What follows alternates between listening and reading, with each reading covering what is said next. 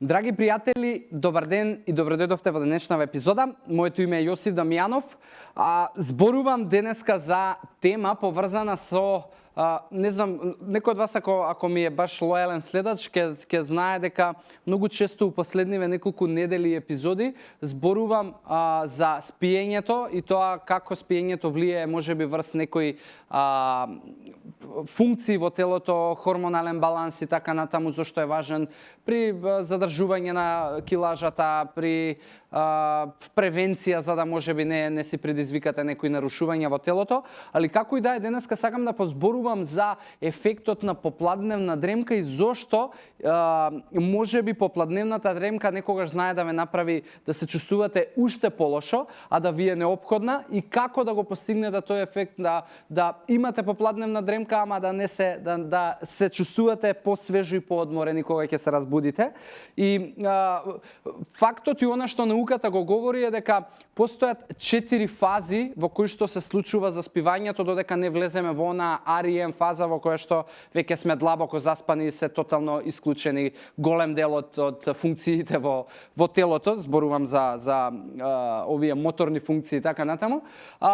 И се состои од тоа да во првата фаза, која што трае некаде 10 минути, практично настапува темница, затвараме очи и слично, но се уште сме свесни и можеме да прецепираме некои надворешни дразби. Во втората фаза, која што е максимум до 30 минути,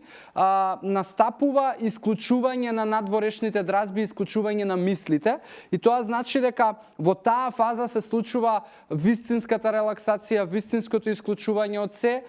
консолидација на меморијата, освежување малку на информациите кои што можеби сте ги имале во текот на денот, и ако сакате да не се разбудите и да бидете утепани, тоа значи дека тука треба да завршите. И се што е над 30 минути во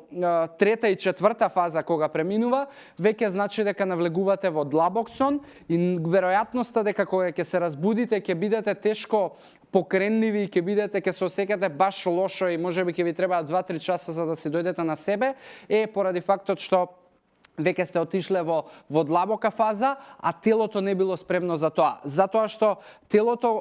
нашето тело има биолошки часовник кој што е поврзан со светлината и со темнината. А тоа значи дека кога на сабајле нашите очи ќе прецепираат светлина, тоа праќа сигнал до мозокот, почнуваат да се намалуваат количините на мелатонин, почнува срцето и дишењето да се убрзуваат и практично телото се спрема за будење. И затоа вие преку ден, ако имате перцепција на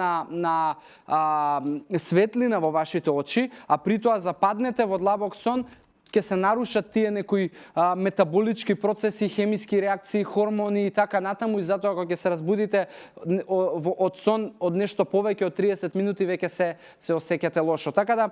ако можеби попладневната дремка ви е неопходна и дури во многу научни студии се препорачува да се има, во тој случај гледате да не биде повеќе од 30 минути. Дури не знам кога можеби кај нас тоа ќе дојде, али веќе во Јапонија на пример има салони за дремка кај што може да отидете, да си платите, да си заспиете и точно да знаат кога да ве разбудат и да бидете многу посвежи и да може да си го продолжите и вториот дел од денот со една супер енергија. Се разбира дека само дремката не е резултат за подобро чувство во вториот дел од денот, многу има улога и начинот на живот, физичка активност, вода пиење, исхрана, тоа е на крај крајава и основата. Јас на пример не преспивам преку дена, се осеќам супер, барем